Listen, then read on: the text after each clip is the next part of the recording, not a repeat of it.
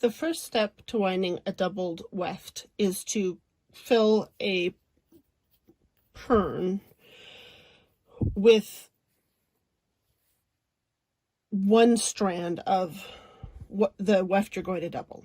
So pirns are made in various ways by different manufacturers.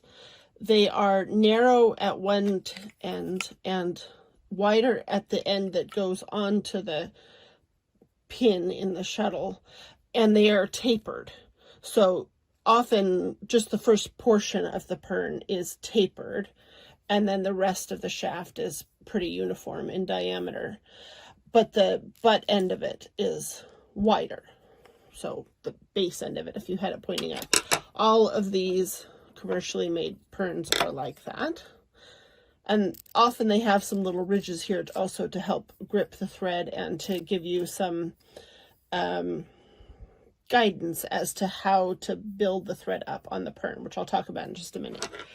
This is another kind of pirn, a little cardboard pirn.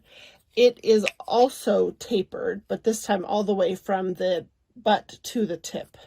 And it's a real gentle slope the whole way. So if you have pirns, great, you can use them.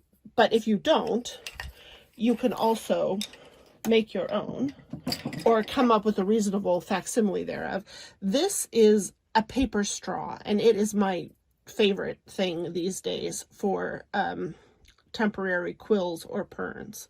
This is technically more of a quill than a pirn because it is not thicker at one end than the other, but we're going to fill it like it's a pirn. So again, more about that in a bit. If you don't have any paper straws, you could try a plastic one. But what you need anyway is something that will fit, something that will fit onto your bobbin winder. So mine happens to hold from the end, so it doesn't matter what the diameter is in the center. But if you have one that has a pin that comes out, then it's got to be something that will fit over that pin.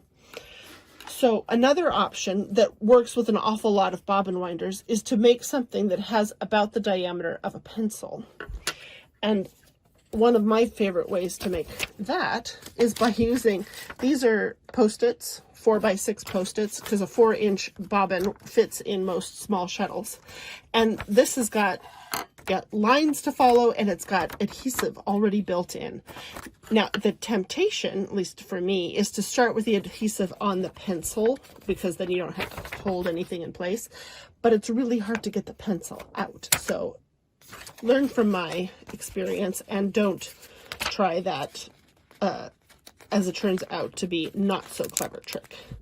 So just wrap the Post-it around the pencil, and if you can keep it straight on there, great, but it's not the end of the world if you can't. And then the adhesive just holds it all together. Now, if you don't have a Post-it pad this size, you can just use a piece of printer paper, cut it into quarters. Often helps to round the corners a little bit, and then you wrap that around something and then use a little bit of tape to keep it rolled up. So there, now that's a thing that I can use.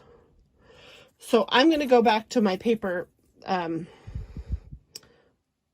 straw and wind some thread onto this, technically a quill, but I'm going to use it as a pirn, so that it pulls off of one end, not off of the side as a traditional bobbin does. So I need to reset my bobbin winder to hold this, and I'll be right back. All right, I'm back now, and I'm ready to wind my quill as if it's a pirn. I've got the thread wrapped around the straw, close, but not all the way up to an end. There's a good finger's width there. If you don't want to get too close to the end, because then you run the risk of the thread falling off the back end of the straw and making a big tangle, and that's very, very frustrating. So the first thing I'm going to do is just build up a little bit of a mound here to simulate that taper that the pirns had. And if you do this carefully, once you've had some experience, then all of this thread is going to be useful and usable. But if you don't do it very carefully, like I didn't on my first one, now at this point, the thread is coming from behind the blob. So I'm not going to be able to use this part of the thread for winding a doubled weft, but I can just leave that there so that if I reuse this little bit of straw to wind another bobbin, I don't have to waste more thread for this chunk. So anyway, back to here. Once you've made your little blob, what you're doing is working from butt to tip over and over in growing layers, but you never want to go beyond the wide point back towards the tip.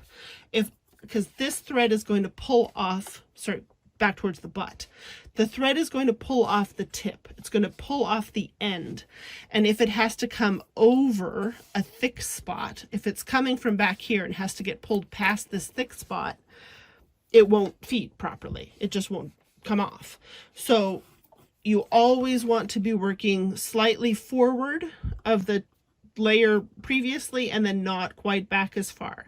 So it's like an advancing point. If you're threading, you're just slightly advancing and coming back not quite as far, and slightly advancing and coming back not quite as far. And don't put a ton of weft on here, because for one thing,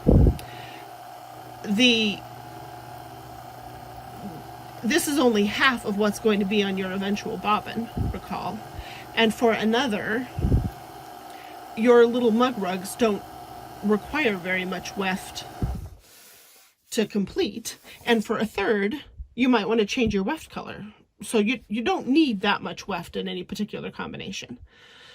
So then once you've got it fairly full, if you haven't filled it all the way right up to the end, then one thing I like to do, because the thread can kind of catch around this, the thread can kind of catch on this tip, I sometimes cut this off close to the end of where the thread is. Still not right up at it, because I don't want to cut the thread, but maybe a 1/4 inch or so, or that's less than a centimeter. And now it will just pull freely off the right end. So now this quill is ready to have the blue yarn threaded through it. So I'm saying blue because in this example, I am using 2 different strands of 10-2 so that you can see how the red and the blue wrap around each other. But of course, when you're doing this for your mug rugs, chances are that your pirn and your cone will be the same color. So you're just getting a double thickness of the same color and not a strand that is 2 colors mixed together. Here's a pirn that I wound, as I showed you before, so that the thread pulls off the end. Oops, just pretend like that's not there for a moment.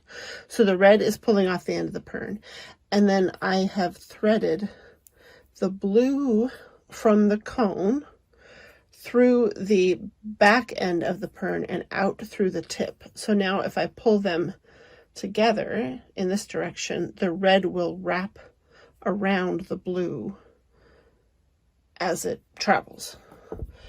And then those two together I'll put on my bobbin.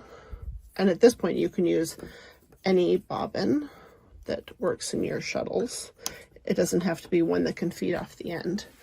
And I'm going to wind the bobbin from the pirn, which is dragging the blue thread along with it. So as I mentioned, I am doing this in 2 different colors just so that you can see how well they mix together. But of course, when you're doing this for the weave along, you will probably mostly be using a single color. Oh, I just knocked my cone over. And now I'm just going to wind the bobbin with the 2 threads held together. And as you can see, they wrap around each other here so that you don't have to worry about them coming apart or not working as a doubled thread as you're weaving. And because the diameter, the circumference really, of the pirn is so small, the twist around the red thread sorry, the way that the red thread twists around the blue thread, it makes it very small and even.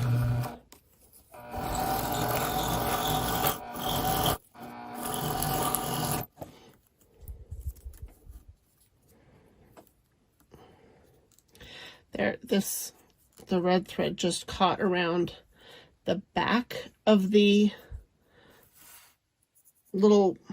back of this bump, which is what the problem was. That's why you want the red thread to always be feeding from the end and not from the off the tip, and not from along the side.